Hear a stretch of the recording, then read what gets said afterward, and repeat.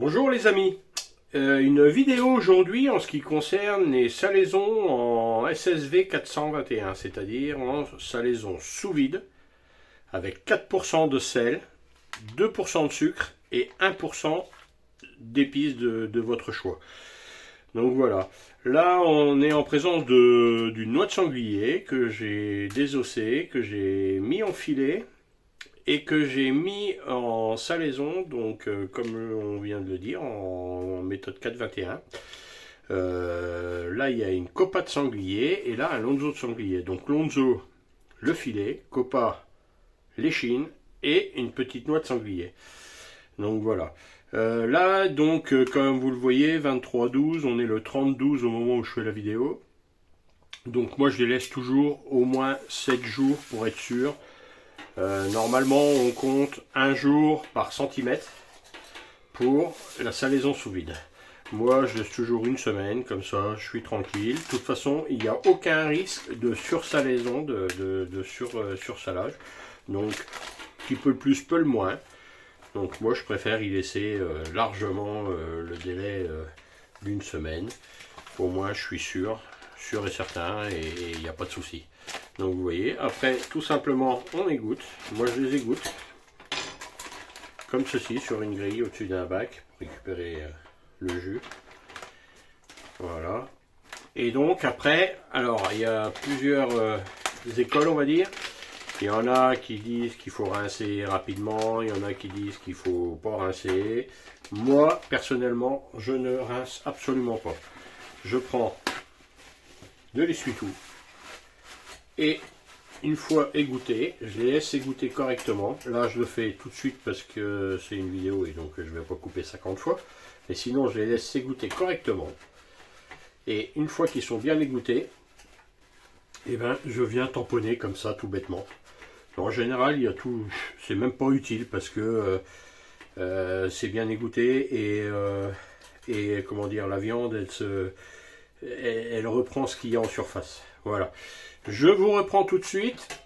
Je vais vous montrer donc mon séchoir que j'ai fait, où je vais accrocher ces viandes là pour sécher. A tout de suite. Alors, comme promis, nous voici de retour. Je vous présente mon séchoir. Alors, mon séchoir, c'est tout bêtement une cave à vin Liebherr dans laquelle j'ai rajouté un déshumidificateur. Alors au départ j'avais mis un humidificateur, mais je me suis vite rendu compte qu'il servait absolument à rien. Donc je l'ai enlevé pour un gain de place. Donc c'est dans ce séchoir que je fais tous mes berry-basses, que vous avez déjà vu plusieurs photos. Là vous voyez en cours il y a un lonzo de porc et une copa de porc qui sont... Donc depuis le 18 décembre, on est le 30, donc depuis une douzaine de jours au séchage. Tout est réglé et géré par un Inkbeard.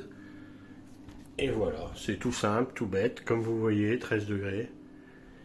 Et donc l'hydrométrie, pour moi, elle est réglée à 87. C'est là que je trouve que c'est le mieux. Et donc il ne reste plus qu'à accrocher et ben, ce que je vous ai montré à l'instant, notre lonzo. Alors, j'ai réfléchi à quelques petites précisions. Donc, on est là sur les 3 pièces que je viens de ramener sur du sanglier. Donc, bien sûr, sanglier, qui dit sanglier séché, viande crue, on part sur de la viande testée contre la trichinellose, pour pas de risque. Après, chacun prend ses responsabilités, chacun fait ce qu'il veut. Donc voilà. Salaison méthode 421. Donc j'ai dit 4% de sel. Moi personnellement, du sel de Guérande. 2% de sucre, sucre roux, cassonade. Et 1% d'épices. Moi je pars sur poivre et de l'ail. Poivre fraîchement moulu, qui apporte beaucoup plus. Et voilà, donc peser la viande, 4%, 2%, 1%, mis sous vide, masser correctement la viande avant, avec les épices, mis sous vide et surtout bien mettre la totalité des épices que vous aurez pesées. Sinon, le 421 n'est plus, comment dire, c'est plus la même chose, forcément. Donc voilà, et là, c'est parti pour 3, 4, 2, 3, 4 mois de séchage, suivant comment il se comporte et tout, quoi. Mais souvent, au bout de déjà 5-6 semaines, à voir, moi je les descends jusqu'à 40-45% de sèche, et après, je mets sous vide pour affinage. Et une fois sous vide, eh bien, c'est stocké ici. Ça, c'est les bérets que vous avez vus sur différentes vidéos avant. Donc moi, une fois qu'ils sont à 50%, je les mets sous vide et je les stocke ici et je n'ai aucun souci. Je n'ai aucun souci, ils ne bouge pas. Je tranche également, mais comme je l'ai dit dans beaucoup de commentaires, le tranchage n'est pas forcément la bonne solution parce que les tranches se collent inévitablement. Donc ce que je fais, c'est que j'en tranche quelques-uns comme ça. Mais surtout, le principal, c'est que je les garde en grosses pièces. Comme ceci. Là, vous avez de la rouelle fumée, de la copa, du lonzo. Et je garde tout ça et je les ouvre et je les tranche au fur et à mesure. Voilà, j'espère que cette petite vidéo vous aura plu. Elle est simple, mais je pense assez utile. Donc voilà. Si, dernier petit détail, vous voyez, mes grilles sont pas propres. Oh là, que c'est sale. Mon Dieu, que c'est sale. Eh bien non. C'est tout bêtement de la fleur, la bonne fleur. Vous savez, la fleur blanche qu'on a sur les bérets, que tout le monde me dit, oh, c'est pas possible, vous mettez un produit, et ainsi de suite, et voilà. Eh bien non. Vous voyez, je vous donne mon secret. En fait, ma cave tourne toute l'année. Je laisse toujours mes grilles avec ma fleur sur mes tamis. Je pose mes bérets directement dessus. Et tous les jours, je leur fais un demi-tour. Ils s'imprègnent de la fleur qui est sur les tamis. Et c'est comme ça que j'arrive à avoir une super fleur.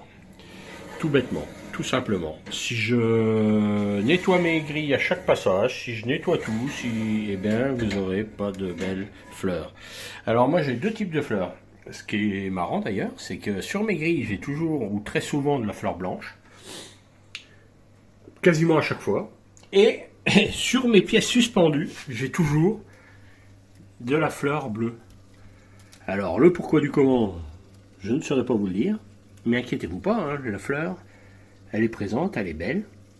Tant que vous n'avez pas des fils ou que ça prend du volume, vous n'avez rien à craindre. La fleur, chaque fleur est différente, apporte son goût différent. Et moi, ce qui m'arrive de faire aussi, vous voyez, je la prends comme ça et je frotte. Je passe mes mains, je la caresse tout bêtement, de manière à mettre la fleur d'un côté et de l'autre. Donc voilà. Sur ce, je vous souhaite une bonne journée et à bientôt. Rendez-vous sur Cochonaille et Régalade, le groupe qui a été créé il y a peu de temps. Et donc, vous êtes les bienvenus et on partage tous plein d'idées ensemble. Et voilà quoi, ça serait cool. Allez, à bientôt, merci.